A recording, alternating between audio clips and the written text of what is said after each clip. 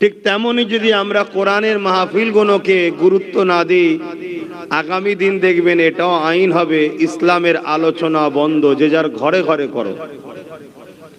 এই সব কিছুর জন্য দোষী কিন্তু আমরা মুসলমান। আমাদের যুব সমাজ 100-র মধ্যে 95টা মসজিদে যায় না। যদি সবাই মসজিদে যেত তাহলে মসজিদ আবাদ থাকতো। যারা ইসলামের দুশ্মন তারা ভাবতো মসজিদের দিকে চোখ তুলিস না, কেন যুবক আছে, ও কিচ্ছু বোঝে না, চোখ তুলে নেবে। ঠিক তেমনি আমাদের যুবকরা যদি দিন ইসলামের আলোচনার মাহফিলকে গুরুত্ব দেওয়া বন্ধ করে, যে আমি তো ভিআইপি হয়ে গেছি, আমার জন্য আবার ধর্ম টর্মর কি দরকার, দুনিয়ায় যাখানে যা সমস্যা পড়ে টাকা মারি সমস্যা কেটে যায়। মনে রাখবেন কাফনের কোনো পকেট থাকে না,